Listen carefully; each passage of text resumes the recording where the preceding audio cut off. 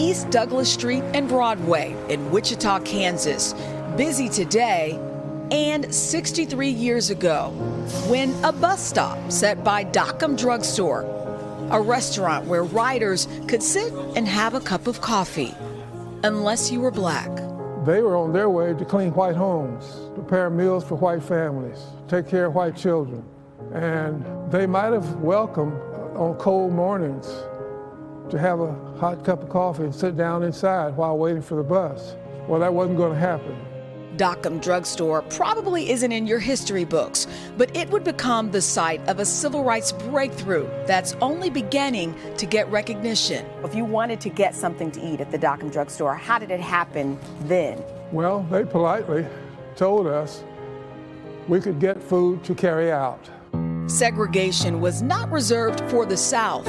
In the 1950s, aspects of black and white communities in Wichita were very much separate and unequal. Certainly, I can remember having to, if I went to a movie theater downtown, having to sit in the balcony. I couldn't sit on the main floor.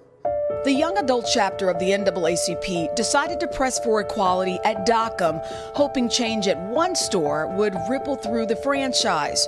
They prepared for months, and in July of 1958, one of the leaders of the sit-in, Carol Parks Hahn, dressed in her Sunday best, sat at the counter and asked for a Coke.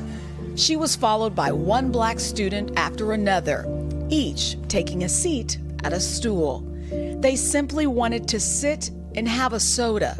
They were denied the request. Peggy Wesley was just 15 at the time. We just went in shifts and sat there, and we were very quiet. If somebody said anything to us, we were not to respond to any negativity, of course, and name calling and whatever, and there was a lot of that. This is the only photo that exists of the sit-in, published in the local African-American newspaper. The threat of violence, always a concern. A young white male looked up and saw me, and he turned so he would bump me, and he didn't hurt me, but I knew why he did that. The sit-in went on for 3 weeks until the owner of Dockum Drugstore walked in and told the store manager to serve them. He was losing too much business. We were just elated when we finally could sit down and have a soda with our friends at the counter. The Rexall drugstore chain joined its Dockum franchise in abolishing discriminatory practices at their stores nationwide, making the Dockum drugstore sit-in the first successful student-led sit-in of the civil rights era, according to the NAACP. The famous lunch counter sit-ins in Greensboro, North Carolina, began a year and a half later in 1960. What did you think when the word started to reach you that this was starting to happen in other cities? That there is such a thing as positive contagion. Growing up at that point in time, you better damn sure make sure that it's something positive that you can go home about and feel proud about. Quiet pride, you might say. The story of their sit-in barely known within many in the black community in Wichita. And I grew up with so many of you, and there were a lot of us who had no idea that the man who was sitting right next to me in church had gone through all of those things. Right. How is it that folks weren't talking about this? I didn't know this. It was another event in our lives that was over, and it didn't appear to be a big thing then. Most of our parents who were not involved in the NAACP didn't know that we were doing that. Did your father know what you were doing? No, he didn't. I never did disclose to him. We really didn't talk about it, and in fact, my daughters didn't even know I had not spoken about it to them. A little-known sit-in, a peaceful act of courage for the right to be treated equally. What would you say to teenagers now who have that itch to fight for civil rights? What advice would you give to a young person now, almost 60 years later? The water's fine.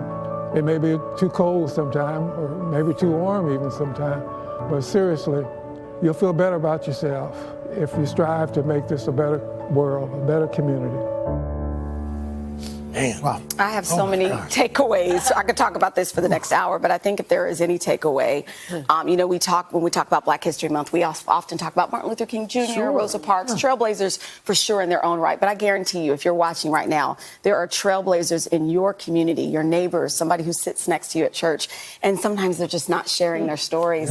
So I think it's so important to sit down and to talk to our relatives and to hear what they have to say. And really quickly, coming up in our third hour, we track down the granddaughter of the owner of the store at the time. Oh, wow. And she has something to say. Oh, now I have chills. Oh, gosh. What did they do with that building there in Wichita? Is it still there? Is Not it there anymore. Yeah, I mean, you know, it was 60 years ago. Sure. I like his last comment. The water's fine. Water's just fine. That was that was Cold, beautiful. maybe warm. Yes, Come on. yes. And thank you guys for talking with me. They, you know, my grandmother had to call them and get them to talk. Your grandma can be right after it was over, Peggy said, "Okay, can you call your grandmother now and tell her that I talked to you?" So I just love the synergy though, like the full circle, and now that you get to tell their story. What such an honor. Your hometown. Such an honor. Thank you for sharing. Thanks, Chanel. That was awesome. And we'll look for you on the third hour. Hey, thanks for watching our YouTube channel. Find your favorite recipes, celebrity interviews, uplifting stories, shop our favorite deals, and so much more with the Today app. Download it now.